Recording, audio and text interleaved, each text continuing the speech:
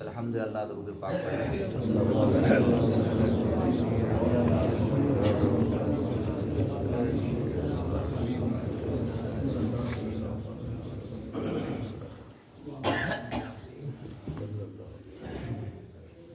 اللہ کا شکر اور اس کا احسان عظیم ہے کہ ہمارے دوسرے دن کا حدیث کا درس چالو ہے۔ تمام تعریفیں ہوں، حمد و ثنا ہو اللہ تبارک و تعالیٰ کو کہ جس نے ہمیں پیدا کیا اور اس نے ہمیں یہ توفیق دی کہ ہم اس کے حبیب کی حدیث آپ کے سامنے پڑھ کے سنا رہے ہیں۔ تو تمام حمد و ثنا ہو اللہ کو، اس کے بعد تمام درود و سلام ہو ہمارے اور آپ کے نبی کو کہ جنہوں نے ہمیں اللہ تبارک و تعالیٰ کی عبادت کرنے کا سلیقہ سکھایا۔ حدیث نمبر ثانی ہے آج، اور ذکر چل رہا ہے حضرت سیدنا عمر ابن خطاب، حضرت عمر رضی اللہ تبارک و تعالیٰ عنہ کا۔ تو آپ کو یہ بتایا گیا کہ حضرت سیدنا عمر رضی اللہ تبارک و تعالیٰ عنہ اللہ تبارک و تعالیٰ کے وہ جلیل القدر نبی پاک کے صحابہ تھے کہ جن کی ہیبت سے کیسر و کسریٰ جو ہے وہ لرزتے تھے۔ کیسر و کسریٰ کو کون نہیں جانتا ہے؟ حضرت ابو عبیدہ ابن جراح جب یروشلم انہوں نے فتح کیا، حضرت عیسیٰ علیہ السلام کا یہ شہر ہے یروشلم، جب اس کو جو ہے فتح کیا حضرت ابو عبیدہ ابن جراح نے، تو حضرت عمر رضی اللہ تبارک و تعالیٰ عنہ کو خط لکھا کہ آپ جو ہے وہ یروشلم میں آئیے، آپ کا استقبال کیا جائے گا۔ تو حضرت عمر رضی اللہ تبارک و تعالیٰ عنہ وہ بادشاہ وقت تھے کہ جن کی حکومت 23 لاکھ مربع میل آدھی دنیا پہ حکومت تھی۔ اگر وہ چاہتے تو عالی شان 1 لاکھ کا جو ہے وہ ہجوم لے کے جو ہے وہ یروشلم میں جاتے اور آپ کا استقبال کیا جاتا، لیکن حضرت عمر ابن خطاب رضی اللہ تبارک و تعالیٰ عنہ نے ایک غلام لیا، ایک اونٹ لیا، کہاں سے؟ مدینے سے یروشلم، کافی دور، کافی مسافت مدینے سے اور یروشلم میں کافی دوری ہے، لیکن حضرت عمر ابن خطاب چونکہ انہیں ڈر تھا اللہ کا، وہ کہتے ہیں نا کہ ایک مرتبہ حضرت عمر رضی اللہ تبارک و تعالیٰ عنہ رو رہے تھے، رو کسی نے پوچھا عمر تم تو بادشاہ وقت تو کیوں رو رہے ہو؟ کہا میں رو اس لیے رہا ہوں نا، وہ تقریباً 70 میل دور ایک پل تھا نا، پل، تو پل جو ہے وہ خستہ تھا، وہاں سے بیچ میں سے ٹوٹ گیا، اور جب وہ ٹوٹا نا تو بکری کود رہی تھی، اس کی ٹانگ ٹوٹ گئی۔ مجھے یہ ڈر ہے کہ اللہ پاک مجھ سے قیامت میں یہ سوال نہ کر لے عمر تیری حکومت میں جو ہے وہ تو نے پل تک صحیح نہیں کروایا۔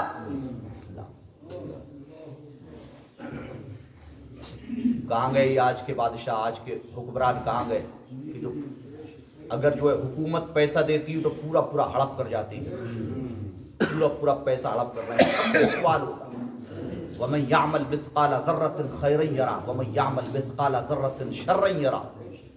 رتی برابر اگر بھلائی کی ہوگی اس کو بھی اللہ کی یہاں پاؤ، اور اگر رتی برابر کسی کے اوپر ظلم کیا ہوگا وہ بھی اللہ کی یہاں پاؤ۔ تو حضرت عمر رضی اللہ تبارک و تعالی عنہ کہتے ہیں کہ یروشلم میں جب حضرت عمر رضی اللہ تبارک و تعالی عنہ نے اپنا سفر چالو کیا نا، تو وہ تو بادشاہ تھے، اگر چاہتے تو اونٹ پر اکیلے ہی بیٹھے رہتے، لیکن حضرت عمر کا انصاف دیکھو، کبھی خود نیچے اتر جاتے تھے اور غلام کو اوپر بٹھاتے تھے۔ وہ کسی نے عمر کو دیکھا نا، وہ رسی پکڑ کے، غلام اوپر بیٹھا ہوا ہے اونٹ کے، عمر جو ہے وہ رسی پکڑ کے ہانک رہے ہیں اونٹ کو۔ کسی نے دیکھا بادشاہ، آپ بادشاہ اور آپ کا غلام اونٹ پہ؟ کہا ہمارے نبی نے یہ فرمایا کہ کسی کے ساتھ بدسلوکی مت کرو، جب تک میری باری کی میں جو ہے اونٹ پر بیٹھا، اس نے جو ہے وہ رسی کی نکیل پکڑی اور یہ چلتا رہا، اب چونکہ جو ہے نا میرا اوپر سے میری باری ختم ہو گئی ہے، ابھی اس غلام کی باری ہے، تو میں نا انصافی نہیں کرتا۔ یہ انصاف تھا عمر کا۔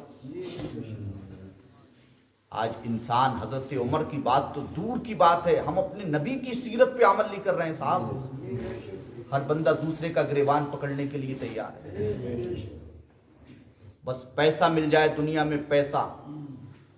نبی مکرم نے، میں نے بتایا تھا، بشارت دی تھی، ایک صحابی کو کہا تھا کہ اس پیسے کی اور اس دنیا کی زیادہ اہمیت نہیں ہے، جب تم اس دنیا سے جاؤ گے نا تو تمہاری اولادیں جو ہے نا وہ وراثت میں جھگڑتی ہوں گی،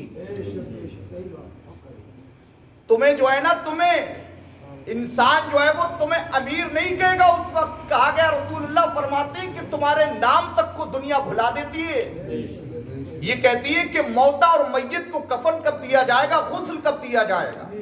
یہ آپ تکبر کس پہ کرتے ہو؟ کس چیز پہ ہمیں غرور اور تکبر ہے؟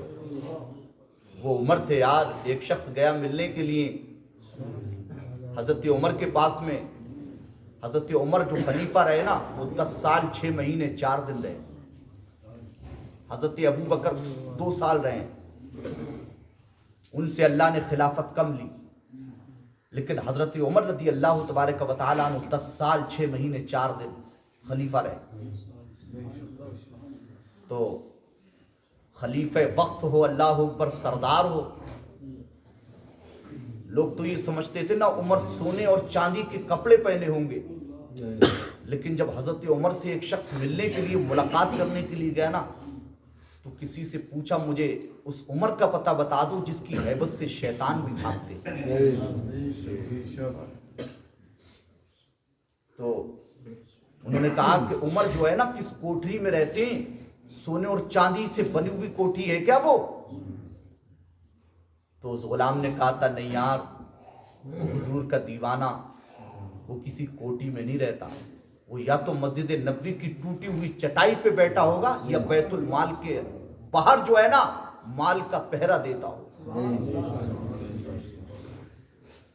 جب یہ گئے نا تو انہوں نے نہ تو مسجد نبوی میں حضرت عمر کو پایا، نہ بیت المال میں پایا، بلکہ وہ آدھی دنیا کا بادشاہ۔ اللہ اکبر، دیکھا کہ مسجد نبوی میں بھی نہیں ہے، بیت المال میں بھی نہیں ہے، بلکہ جنت البقیع میں ایک پیڑ کے نیچے جو ہے نا وہ ایک اینٹ کا تکیہ بنا کر آرام کر رہے ہیں۔ اللہ، جب اس شخص نے عمر کو دیکھا نا تو وہ کہنے لگا، عمر تم تو جو ہے نا، تم تو اگر چاہتے تو سونوں اور چاندی اور زیورات کے محلات کو بنا لیتے، لیکن عمر نے فرمایا نہیں، حضور نے پوری زندگی فقر میں کاٹی، اگر رسول اللہ اشارہ کر دیتے تو پہاڑ جو ہے نا سونے اور چاندی کے بن کے آپ کے پاس آ جائے۔ حضرت عمر رضی اللہ تبارک و تعالیٰ عنہ کی بڑی شان ہے، اتنے بڑے بادشاہ کہتے ہیں کہ حضرت عمر رضی اللہ تبارک و تعالیٰ عنہ جب اسلام میں آئے تھے نا تو ہر کافر کے گھر پہ یہ کہتے تھے، اگر تمہیں اپنے بچے یتیم کرانا ہو، اپنی بیوی بیوہ کروانا ہو تو عمر کے پاس آ جاؤ۔ کہتے تھے، میں نے سنا ہے کہ تم نے حضور کو بہت مانا ہے، کہا کہ اب تم نے اگر ہاتھ لگا دیا تو عمر کی تلوار ہوگی اور تمہارا سینہ ہوگا، اور اس تلوار سے میں تم کو سب کو ختم کر دوں گا۔ حضرت عمر رضی اللہ تبارک و تعالیٰ عنہ جب حضور کو جو ہے نا ستایا گیا تھا تو حضور نے دعا مانگی، یا اللہ تو یا تو ہشام بن عروہ، نہیں، ہشام بن عروہ دوسرے ہیں، یہ اس کا نام ہشام ہے، اور ابو جہل اسے کہتے ہیں، اور حضرت عمر کے بارے میں رسول اللہ نے دعا مانگی تھی، یا اللہ تو ان دونوں میں سے کسی کو ایمان میں شامل کر دے۔ تو ہمارے نبی کی چونکہ دعا کبھی رد نہیں ہوتی، جب دعا مانگی تو اللہ تبارک و تعالیٰ نے عمر رضی اللہ تبارک و تعالیٰ عنہ کو ایمان میں شامل کر دیا۔ حضرت عمر رضی اللہ تبارک و تعالیٰ عنہ کی بڑی شان ہے۔ ایک دفعہ ایسا ہوا، حضرت عمر رضی اللہ تبارک و تعالیٰ عنہ کے دور میں جو ہے نا عورتیں بھی مسجد نبوی میں نماز پڑھا کرتی تھی، تو پہلے جو ہے بوڑھوں کی صف لگتی تھی، اس کے بعد جوانوں کی، اس کے بعد بچوں کی، اس کے بعد خنسا، اس کے بعد عورتوں کی لگتی تھی صف مسجد نبوی میں۔ حضرت عمر ہی کے دور میں ممانعت ہوئی عورتوں کو مسجد میں نماز پڑھنے سے. تو ایک مرتبہ ایسا ہوا حضرت عمر رضی اللہ تبارک و تعالیٰ عنہ چونکہ حضور کے مصلی پہ کھڑے ہو کے نماز پڑھاتے. یہ مصلی کا کام نہیں ہے. دنیا اگرچہ یہ کہے کہ مولویوں کی تنخواہ کم ہے، لیکن ہم تو یہ کہتے ہیں کہ حضور کا مصلی بڑی بڑی قسمت والوں کو میسر نہیں ہوتا. اور جس کا یقین اللہ پہ ہوتا ہے نا، اسے کم میں بھی اللہ جو ہے وہ اتنا دے دیتا ہے کہ بڑا جو ہے کمانے والا اس کی برابر برکت نہیں کر پاتا. تو حضرت عمر رضی اللہ تبارک و تعالیٰ حضور کے مصلی کے امام تھے. دیکھا کہ ایک عورت جو ہے نا وہ روزانہ آتی تھی نماز پڑھنے کے لیے. ایک جو ہے وہ اس کو کوئی عاشق ایسا مل گیا کہ اس کا دل جو ہے اس عورت پہ لگ گیا. اب 3-4 دن تو اس نے اس کو ڈانٹا اس لڑکی نے کہ تم مجھے کیوں دیکھتا ہے، لیکن چوتھے دن جو ہے اس عورت نے کہا بھائی یہ بتا تو میری کیا چیز پسند کرنا چاہتا ہے؟ بولا میں تجھ سے شادی کرنا چاہتا ہوں. انہوں نے کہا چل ٹھیک ہے میری ایک شرط مان لے. کیا شرط ہے؟ کہا میں یہ چاہتی ہوں نا عمر کے پیچھے 40 دن نماز پڑھ کے تو نماز پڑھنے والا بن جا، اس کے بعد میں تیری شرط کو قبول کر. اس نے کہا تو 40 دن کہہ رہی ہے نا عمر کے پیچھے نماز پڑھنے میں، تو 40 سال بھی جو ہے نماز پڑھ لوں گا تیری خاطر. اگر تو کہنے تو میں آسمان کے ستارے بھی تیری خاطر توڑ کے لیا ہوں. اللہ. اب چونکہ تقدیر بدلنا تھی، اب صاحب چل دیے مجنون حضرت عمر کے پیچھے نماز پڑھنے. عورت بھی گئی، وہی جو عاشق جس کے اوپر یہ عاشق ہوا تھا. 39 دن نماز پڑھتے ہوئے ہو گئے اسی دیوانے کو عمر کے پیچھے. 40 دن ہو گئے. 40 دن کی لاسٹ والی نماز جو تھی نا، 40 دن کی لاسٹ والی نماز پڑھ کے یہ آ رہے تھے. اسی راستے میں وہ لڑکی جو ہے نا وہ اسی مقام پہ کھڑی ہو گئی جہاں وعدہ کیا تھا اس نے. اب یہ صاحب نماز پڑھ کے آ رہے ہیں نا تو چہرہ اوپر نہیں بلکہ چہرہ نیچے. اللہ. اسی عورت نے دور سے کہا اجی وعدہ تو آپ وعدہ خلافی میں نہیں کرتی ہوں، اپنے وعدے کے تحت جو ہے میں یہاں پر کھڑی ہو گئی. تم نے چہرے کو نیچے کیوں کر لیا؟ شادی نہیں کرتا ہے. تو وہ کہنے لگا اب تو میرے دل کو جو ہے نا عمر نے جو ہے وہ اللہ کے دل سے جو ہے جوڑ دیا ہے. میری ضرورت عاشق. آج تو امام بھی ایسے ہیں کہ جن کو قرآن تک ٹھیک سے پڑھنا نہیں آتا ہے، ان کے پیچھے نماز کیسے ہو جائے گی؟ حضور فرماتے ہیں کم سے کم امام ایسا رکھو کہ جس کو مسائل شریعہ آتے ہو. اور ایک فتوے میں نے پڑھا مصر اور قاہرہ کے کوئی مفتی ہیں، انہوں نے لکھا ہے کہ اللہ تبارک و تعالیٰ بروز حشر ہم سے عالموں کے بارے میں سوال ضرور کرے گا. اگر آپ کی بستی میں کوئی عالم پریشان تھا، آپ نے اس کی مدد نہیں کی، اللہ تمہیں سب سے پہلے پکڑے گا. یہ حدیث کے اندر بات لکھی ہوئی ہے. میں نے سوچا اس کو پورے ٹھاکر دوارے میں شائع کروا دوں میں لکھوا کے، کیونکہ بہت ساری باتیں ایسی ہوتی ہیں جو نکلتی دیر میں علماء کے سامنے نہیں آ پاتی. غور کرو، آنکھیں کھولو. یہ حضور کی حدیثیں اگر اس پہ آج عمل نہیں کرو گے تو کل پکڑے جاؤ. سن لو حدیث. حدثنا یوسف بن موسیٰ حدثنا ابو اسامہ قال حدثني عثمان بن غیاث حدثنا ابو عثمان والنهدي عن ابي موسى رضي الله تبارك وتعالى عنه قال كنت مع النبي صلی اللہ علیہ وسلم في حائط من حيطان المدینہ. یہ کہتے ہیں موسیٰ کہ ہم نبی پاک صلی اللہ علیہ وسلم کے کنت مع النبی، میں نبی کریم صلی اللہ علیہ وسلم کے پاس مدینے کے جو ہے وہ ایک باغ میں کھڑا ہوا تھا یا رسول اللہ کی خدمت کر رہا تھا. فجاء رجل فاستفتح، تو ایک شخص آیا اور اس نے کہا کہ دروازہ کھولو. کیا کہتے ہیں کہ میں حضور کے ساتھ میں جو ہے مدینے کے باغوں میں ایک باغ میں تھا اور حضور کی خدمت کر رہا تھا. تو اچانک سے ایک شخص آیا تو اس نے کیا کہا فاستفتح، دروازہ کھولیے. فقال النبی صلی اللہ، حضور کا نام ہے فقال النبی. دیکھیے ان کتابوں میں بھی لکھ دیتے ہیں صلی اللہ علیہ وسلم، اور جب آپ نے نبی کا نام سن لیا تو آپ کے اوپر لازم ہے کہ صلی اللہ علیہ وسلم ضرور پڑھا کریں. فقال النبی صلی اللہ علیہ وسلم افتح لہ، تو نبی پاک نے ارشاد فرمایا ان کے لیے دروازہ کھول دو. وَبَشِّرْهُ بِالْجَنَّةِ، اور حضور نے فرمایا انہیں جنت کی بھی خوشخبری سنا دو. سبحان اللہ. فَفَتَحْتُ لَهُ، تو ان کے لیے دروازہ کھولا گیا. فَإِذَا أَبُو بَكْرٍ، تو وہ کوئی اور نہیں تھے، وہ حضور کے یار غار ابو بکر صدیق تھے کہ جن کے لیے حضور نے جنت کی بشارت دی. اس کے بعد کیا ہوا؟ فَبَشَّرْتُهُ بِمَا قَالَ النَّبِيُّ صلی اللہ علیہ وسلم. تو صحابی کہتے ہیں کہ جو حضور نے مجھ سے کہا تھا، یعنی حضور نے مجھ سے یہ کہا کہ انہیں جنت کی بشارت دے دو، تو میں نے ان سے وہی کہہ دیا جو حضور نے کہا تھا. فَحَمِدَ اللَّهِ، تو حضرت سیدنا صدیق اکبر نے اللہ تبارک و تعالیٰ کی حمد بیان کی. یا اللہ تیری تو ہے تعریف بڑی ہے اور تو بڑا ہے، تیری شان بڑی ہے، تمام تعریفیں تیرے لیے. وہ ایمان والے تھے، جنت کی بشارت دے دی. بعض صحابی تو ایسے تھے کہ جنہیں حضور نے جنت کی بشارت بھی دے دی اور دنیا بھی دے دی.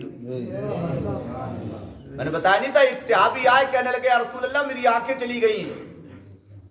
حضور نے فرمایا اگر تم چاہو تو تم صبر کر لو، اللہ تمہیں جنت دے گا، میں تمہیں جنت کی خوشخبری دیتا ہوں.